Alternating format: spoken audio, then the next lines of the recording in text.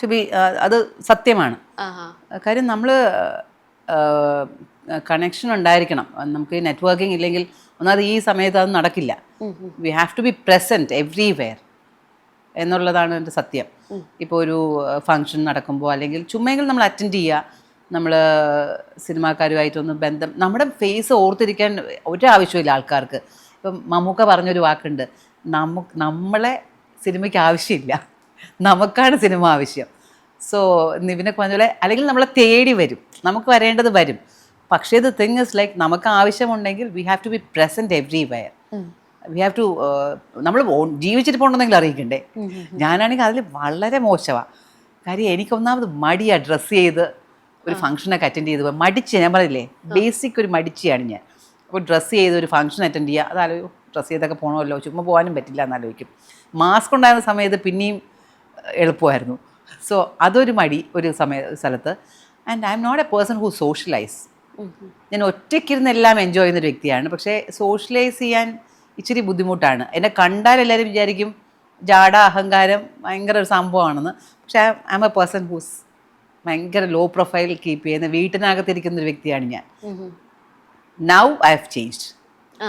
അത് ചേഞ്ച് ചെയ്യാൻ ഒരുപാട് കാര്യങ്ങളുണ്ട്. I have changed a lot. Okay ചേച്ചി എന്നോട് ഒരു ഹെൽത്ത് ഇഷ്യൂവിനെ കുറിച്ച് പറഞ്ഞിട്ടുണ്ടായിരുന്നു, അതെന്താ ചേച്ചി? അതെങ്ങനെയാണ് സംഭവിച്ചതെന്നറിയില്ല. 2 പ്രാവശ്യം 2 വർഷത്തിനിടയിൽ. സോ അതും ഒരു ഐ തിങ്ക് ലൈക്ക് 2 വർഷത്തിനിടയിൽ സംഭവിച്ചതും ഭയങ്കര ഒരു നെഗറ്റീവ് ഇമ്പാക്റ്റായി. അപ്പം ഞാൻ അതിനെക്കുറിച്ചൊരു വീഡിയോ ഇടുന്നുണ്ട് ഇപ്പോൾ ഇൻസ്റ്റയിലും ഫേസ്ബുക്കിലൊക്കെ. ഞാൻ ദേവി എന്നാണ് പേര്. അതൊരു 7 മാസമായിട്ട് ഇടുന്നുണ്ട്. I took a break for 1 month. അതിനകത്ത് ഞാൻ കറക്റ്റായിട്ട് പറയുന്നുണ്ട് ഞാൻ ദേവിയിൽ ഞാൻ കടന്നുപോയ എൻ്റെ 24 വയസ്സ് മുതൽ ഞാൻ അറിയാതെ കഴിച്ചു പോയ കുറേ മരുന്നുകൾ. ബിക്കോസ് മെഡിക്കേഷൻ പ്രോപ്പർ ആയിരിക്കണം നമ്മൾ ഏത് ട്രീറ്റ്മെന്റിനും. അന്ന് എടുത്ത മരുന്നുകളാണോ? 24 വയസ്സ് മുതൽ ഞാനൊരു പ്രോപ്പർ സൈക്കാട്രിക് ട്രീറ്റ്മെന്റ് അല്ല എടുത്തിരുന്നത്. പറഞ്ഞ ഇൻസിഡന്റ് അല്ലേ? അല്ലല്ല, അത് എന്തുകൊണ്ട് അതിലേക്ക് എത്തിയെന്ന് ഞാൻ പറഞ്ഞത്. അതായത് 2 വർഷം മുമ്പാണ് എനിക്ക് സീഷർ എന്ന് പറയുന്ന ഒരു നെർവ് അറ്റാക്ക് വന്നത്. All of a sudden just സംസാരിച്ചുകൊണ്ടിരിക്കുമ്പോൾ വന്നതാണ്. സോ അതൊരു സെറ്റിലാണ് വന്നത്. സോ പീപ്പിൾ തോട്ട് ലൈക്ക് എനിക്കെന്തോ മേജർ ഇഷ്യൂ ഉണ്ടെന്ന്. ഫിസിക്കലി എനിക്കൊരു പ്രശ്നമില്ല. ഒരു നെർവ് അറ്റാക്ക് അത് കുട്ടികൾക്ക് വരുന്നൊരു സംഭവമാണ് സീഷർ എന്ന് പറയുന്നത്. But the thing is like that happened because ഞാൻ 24 വയസ്സ് മുതൽ 27 വർഷം എടുത്ത മെഡിസിൻസ് എല്ലാം റോങ് ആയിരുന്നു. ബിക്കോസ് ഒരു പ്രോപ്പർ ട്രീറ്റ്മെൻറ്റിലല്ല ഞാൻ മെഡിസിൻസ് എടുത്തിരുന്നത്. Because nobody was bothered like എന്നെ ഒന്ന് ട്രീറ്റ് ചെയ്യണം. ബിക്കോസ് ഞാൻ ഈ ബഹളവും ഹിസ്റ്റീരിയൊക്കെ ഉണ്ടായിരുന്നെങ്കിലും ഞാൻ വർക്ക് ചെയ്യുന്നുണ്ടായിരുന്നു, എൻ്റെ കടയുണ്ടായിരുന്നു, അഭിനയിക്കുന്നുണ്ടായിരുന്നു. അപ്പം ആരും അത്ര വലിയ കാര്യമായിട്ട് എടുത്തില്ല. പിന്നെ സീഷർ അറ്റാക്ക് വന്നതിന് ശേഷമാണ് ഞാൻ വെല്ലൂരിൽ ട്രീറ്റ്മെൻറ്റിന് പോയി. അപ്പോൾ അവിടെ വെച്ചാണ് ഡോക്ടേഴ്സ് പറയുന്നത് like what all you are taking, ചുമ്മാ മുട്ടായി കഴിക്കുമ്പോൾ മരുന്ന് കഴിച്ചുകൊണ്ടിരിക്കുകയായിരുന്നു ഞാൻ.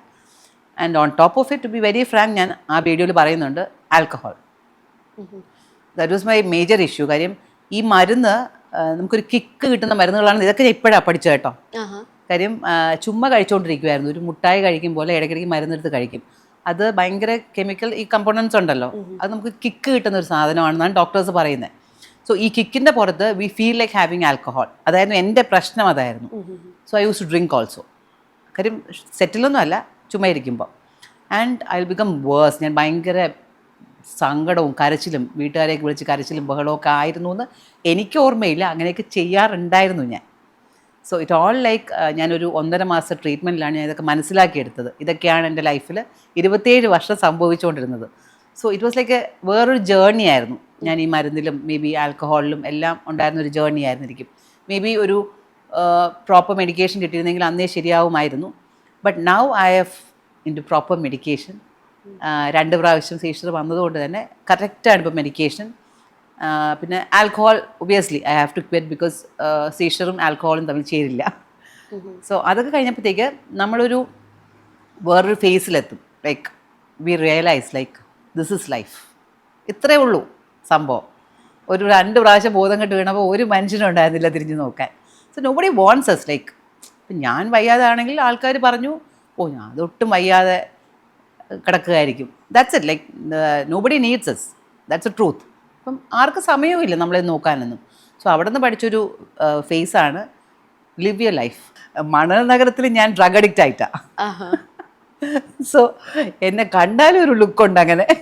ഒരു മേ ബി എൻ്റെ കണ്ണൊക്കെ പണ്ടേ ഒരുമാതിരി ഒരു ഭാവത്തിലാണ്. പിന്നെ ആ സമയത്ത് ഞാൻ മരുന്നുകൾ കഴിക്കുന്നുണ്ടായിരുന്നു ഈ ഹിസ്റ്റീരിയ സംഭവത്തിനൊക്കെ.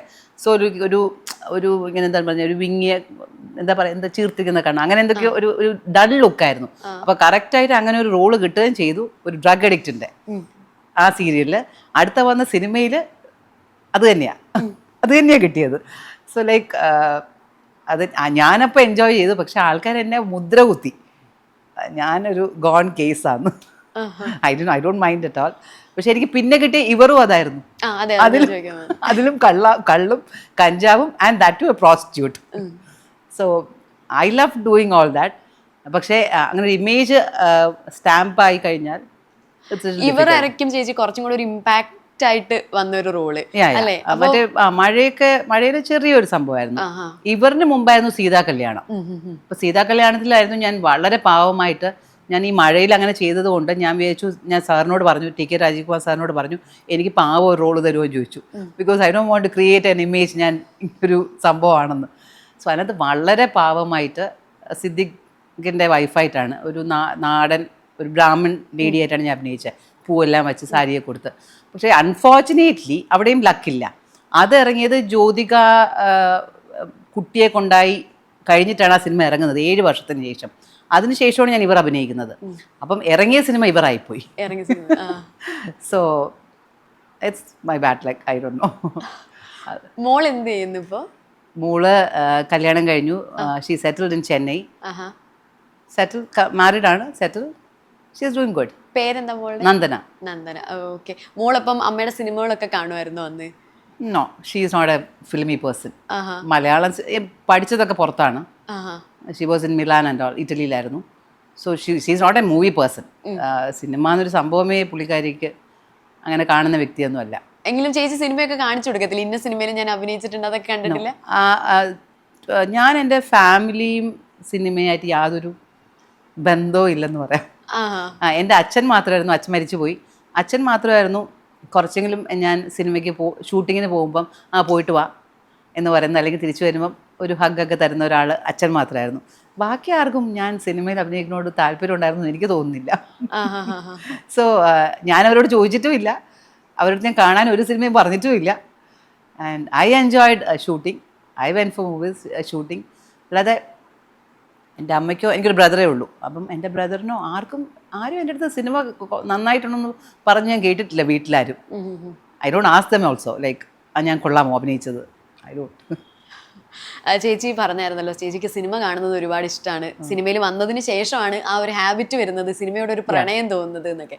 അപ്പോൾ ഒരുപാട് സിനിമ കാണുന്ന ഒരാളെന്നുള്ള രീതിയിൽ ഇപ്പോൾ ചില ക്യാരക്ടേഴ്സൊക്കെ കാണുമ്പോഴേ ഈ റോൾ എനിക്ക് കിട്ടിയായിരുന്നു, അല്ലെങ്കിൽ ഈ ക്യാരക്ടർ കൊള്ളാലോ, അല്ലെങ്കിൽ ഈ മൂവി ഭയങ്കര നന്നായിട്ടുണ്ടല്ലോ എന്നൊക്കെ റീസെന്റ് തോന്നിയത് ഏതൊക്കെയാ? റീസെന്റ് അല്ല, ഓൾ ടുഗദർ ചേച്ചി കണ്ടതിൽ വെച്ചിട്ട്. അങ്ങനെ ചോദിച്ചാൽ മിക്കവാറും സിനിമകളിൽ ഞാനായിരുന്നെങ്കിലും ഞാൻ വിചാരിക്കും. ഓക്കെ. സോ ലൈക്ക് അങ്ങനെയല്ലേ പറയാൻ പറ്റുള്ളൂ.